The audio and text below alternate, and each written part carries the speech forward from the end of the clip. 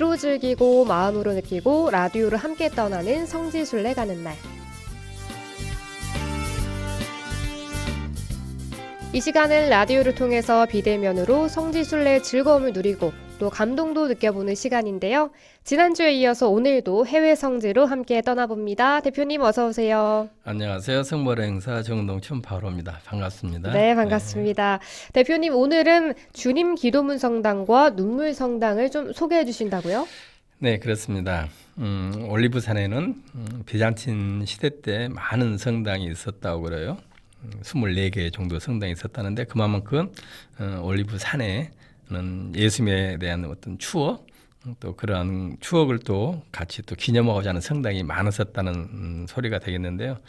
그 중에 이제 남아 있는 성당 중에 또 기념되어져 있는 성당 중에 이제 두 곳 남아 있잖아요. 네. 주님의 기도문 성당, 예수님의 눈물 성당 이 두 군데를 이렇게 소개해 볼까 합니다. 네. 네. 그럼 먼저 주님의 기도문 성당부터 좀 살펴볼까요? 네, 성경을 보면 이제 두 번 나와요. 마태오복음에서 나오고 루카복음에서 나오고. 네, 마태오복음에서 이 상상 주의 기도문 나오는 그 과정을 보면 예수님께서 산상설교 하실 때 제자들에게 갈릴리에서 이렇게 가르쳐 주는 것으로 나오고, 누가복음을 보면 누가복음에서는 예수님께서 예루살렘 상경 중에 혹은 상경 후에 예루살렘 주변에서 알려주신 것으로 이제 보면 될 것 같은데요. 어쨌든 그러면 지금 올리브산에 이제 주의 기도문 성당이 있잖아요. 기념하는 성당이 있는데 이것은 이제 십자군 시대 때 이제 지어진 성당이거든요. 그러니까 십자군 시대 때 지어진 성당 터 위에 지어진 성당인데 십자군들은 이것은 이제 다르게 표현하면 십자군 시대 때 이곳에 성당을 지었었다.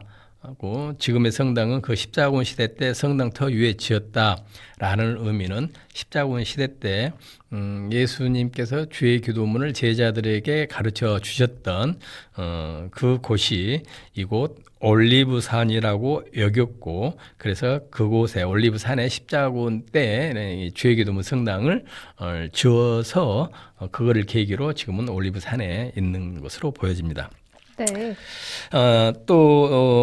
말씀을 또 드리면 주의 기도문은 또 설명하기 굉장히 어렵잖아요. 네. 신학적인 접근이 필요하고, 그래서 저는 이제 그런 이야기보다는 간단하게 성당 주변과 관련된 모습만 간단하게 설명해 드릴까 합니다. 네. 그렇다면 현재 주님의 기도문 성당 어떤 모습을 좀 갖추고 있죠? 지금의 기념 성당은 십자군 시대 때의 터 위에 지어진 성당이라고 했잖아요. 말씀드렸잖아요. 예수님께서 올리브산 어느 동굴에서 제자들에게 이렇게 기도하라라고 분명히 알려주셨을 것이고, 그래서 그 예수님께서 동굴에서 알려주셨던 그 동굴 위에 제대를 세우고 주변에 회랑을 만들어 가지고 대성당을 지어진 것 같아요. 지금 현재 보면 예수님께서 주의 기도문을 가르쳐 주셨다고 추정된 그곳 동굴 위에 십자군 시대 때 이제 지어진 그 제대터가 남아 있고, 또 그 건너편에 보면 입구에 문이 있어요. 그래서 딱 느낌상 이렇게 성당 규모를 보면 상당히 큰 규모의 성당이라는 것을 이제 엿볼 수가 있고요. 네. 이제 그 이후에 이제 이 폐허가 됐던 성당을 물론 이제 십자군이 이제 물러가고 이스라엘 사람들이 예루살렘이란다. 죄송합니다. 이슬람 사람들이 들어와 가지고 또 성당을 다 파괴를 시키고 폐허가 되고, 그러다가 이제 1868년에 프랑스의 어떤 공주 아우렐리라는 공주가 그 땅을 매입을 했었던 것 같아요. 그래서 그 땅을 프랑스에 있는 가르멜 여자 수도에게 기부를 했고, 그래서 지금은 그 십자군 시대 때 지어졌던 성당이 폐허가 됐었던 그곳을 이제 프랑스 여자 가르멜 수도에서 수녀에서 이제 매입을 해가지고 지금 이제 이 주님의 기도문 성당을 이제 관리하고 이제 있는 곳으로 보여지죠. 네. 실질적으로 이 성당은 안에서 이 성지 안에서 보면 크게 뭐 이 수녀원이 별로 큰 것 같지 않는데라고 여겨지는데 이제 이 수녀원의 규모를 보려면 이 수녀원 뒤쪽에 베파겟이라는 동네가 있거든요. 네. 예수님께서 주님의 순환 성지 주일 때 나귀를 타고 예루살렘에 입성하는 성당이 있었다고 말씀드렸잖아요. 그 성당에서 보면 이 주님의 기도문에 위치한 이 여자 갈멜 수도의 모습을 볼 수 있는데 규모가 굉장히 커요. 외부에서 보면 커요. 안에서 보면 잘 못 느끼는데 네. 그런 상당히 큰 규모로 되어 있고 또 이제 마지막으로 이 주의 기도문 성당에 관련된 거 하나 더 말씀드리면 이제 주님의 기도문, 주의 기도문을 이제 기념하는 성당이다 보니까 각국의 여러 나라 말로 주의 기도문이 있어요. 뭐 영어, 뭐 히라버, 뭐 라틴어, 일본, 중국어, 베트남에 있는데 우리나라도 있어요? 당연히 있겠죠. 네, 부산교구 최주교님께서 이스라엘 방문을 하셔가지고 그때 네. 기념해서 주님의 기도문을 친필로 쓰셔가지고 남겨놓으셨던. 그래서 한국말로 된 주의 기도문 주의 기도문도 있다라고 이렇게 말씀드릴 수 네. 있겠습니다. 그렇다면 이제 예수님께서 순환 주간에 예루살렘 성을 보시면서 눈물을 흘리셨다는 이 눈물 성당으로 함께 이동해 볼까요? 네, 성경을 보면 이제 누가복음에서 이렇게 나와요. 예수님께서 예루살렘 가까이 이르러 그 도시를 내려다보시고 눈물을 흘리시며 한탄하셨다. 이렇게 누가복음에서만 전해주는데 네. 실질적으로 이와 더불어서 성전을 정화시키는 모습은 이제 사복음에 나오셔요. 하느님의 집에서 이렇게 장사에 소홀히 했다 하시면서 예수님께서 굉장히 분노를 하시잖아요. 네. 그래서 이제 그 내용도 보면 사복음에서 전해주긴 하는데 공관복음, 마테오, 마르코, 누가복음에서는 성전 이 정화신 모습을 순환 여정에서 이제 좀 보여주지만 요한복음 같은 경우는 순환 과정에 있어서가 아니라 순환 과정의 전에 어느 과월절에 참석하셔가지고 성전 정하는 모습으로 또 알려주시고 하거든요. 어쨌든 예수님께서 이제 눈물을 흘리셨잖아요. 성경을 보면 예수님께서 눈물을 흘리신 장면은 흔치가 않아요. 베타냐에서 말씀드렸지만 나자렛 죽음에 보시고 한번 눈물을 흘리신 모습이 나오는데 어쨌든 예수님께서 예루살렘 성전을 보고 눈물을 흘리셨다. 저는 개인적으로 생각을 해봤어요. 굉장히 설명하기 어려운 대목이거든요. 네. 예수님께서 왜 눈물을 흘리셨을까? 저는 이제 개인적으로 예수님께서 이제 공생활을 시작하시면서 예수님의 고향인 나자렛을 가시고 의뢰하셨던 것처럼 나자렛 회당을 가시잖아요. 네. 회당에 가셔가지고 이사야서를 인용하시면서 이제 신년을 선포하시는 모습이 나오는데 그 이사야서의 내용이 바로 뭐냐면 주님께서 나를 보내셔 가난한 이들에게 기쁜 소식을 전하고 잡혀간 이들에게 해방을 선포하며 눈먼 이들을 다시 보게 하고 억압받는 이들을 해방시키시기 위해 보내셨다라는 이제 이사야서 말씀을 인용을 하시는데 네. 어떻게 보면 예수님의 삶 자체가 하느님 나라의 선포였었잖아요. 그런데 예수님께서 지금 올리브산에서 바라보는 저 성전은 정반대의 모습이라는 거죠. 하느님의 성전. 그 성전은 하느님께 찬미를 드리고 하느님의 백성이 하느님의 사랑과 위로와 평화를 나누는 그야말로 기쁨의 성전이 돼야 되는데 지금 예수님께서 바라본 성전은 종교 지도자들의 탐욕의 성전이 돼버렸다는 거죠. 그래서 어떻게 보면 하느님과 정반대된 모습을 보고 그 자체가 슬퍼서 눈물을 흘리셨지 않으셨을까라고 저는 이렇게 말씀드리고 싶습니다. 네, 그렇습니다. 성전을 바라보시면서 눈물을 흘리신 예수님을 생각하니까 뭔가 가슴 한구석이 먹먹해지는 그런 기분이 살짝 드는데요. 그렇다면 현재 눈물 성당의 모습은 어떤가요? 조그만하고 아담해요. 성당 모습 자체가 이제 눈물 형태의 모습으로 성당이 지어져 있고요. 네. 성당 내부에는 비잔틴 시대 때, 십자군 시대 때의 흔적들이 성당 바닥이나 곳곳에 남겨져 있고요. 제대 뒤쪽에서 그러니까 이제 우리 신자석에서 제대 쪽으로 보면 그 제대 뒤쪽으로 이제 예루살렘 성이 보일 수 있도록 이제 설계가 되어 있고요. 이런 모습이고 화제를 바꿔서 잠깐 눈물 성당에 대해서 더 말씀드리다 보면 네. 올리브산 중택에 위치해 있다 보니 건너편에는 바로 성전산이 보이는 거예요. 성전산이 보이고 네. 또 왼편으로 보면 또 시온산이 또 파노라마처럼 딱 펼쳐져 있어요. 그래서 네. 왼쪽에는 시온산이 있고 오른쪽에는 성전산 즉 모리아산이 있는데 말씀 제가 얼마 전에 말씀드린 것처럼 시온산에는 성모님께서 영면에 계신다는 성모님 영명성당이 있고 네.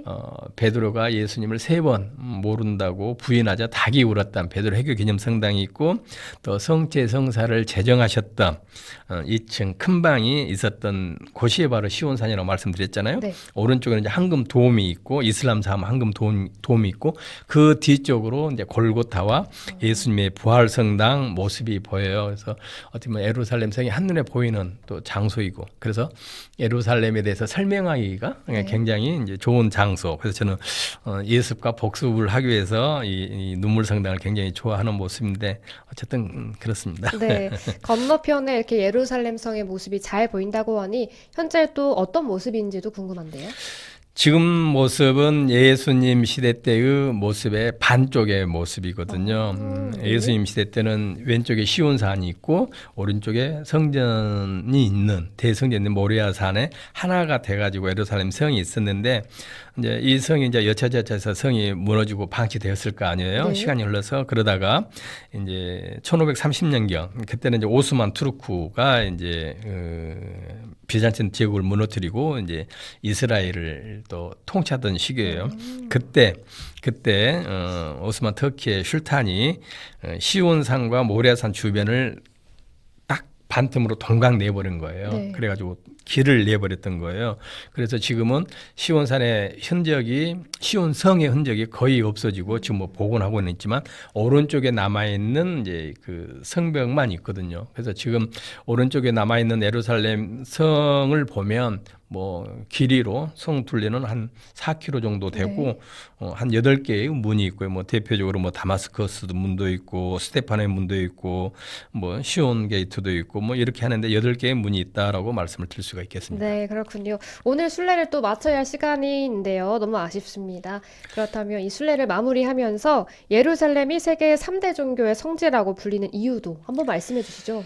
사실은 예루살렘은 유대교가 뭐 시작되었고 또 우리 그리스도교도 예수님께서 돌아가시고 부활하신 뭐 그곳이고 그렇기 때문에 유대교뿐만 아니라 그리스도교에 있어서 예루살렘은 종교의 시작점이라고 할 수가 있어요. 네. 그러나 이슬람에 있어서 이곳이 종교의 시작점이라고 할 수는 없죠. 그래서 저는 개인적으로 3대 종교의 성지는 아니라고 봐요. 왜냐하면 이슬람은 분명하게 메카에서 메디나에서 시작이 된 종교의 지역이고 네. 이 흔히 사람들이 3대 종교의 성지라고 한다는 것을 말하면 황금 도움이 있기 때문에 그런 거예요. 네. 이 황금 도움에서 간단히 말씀드리면 네.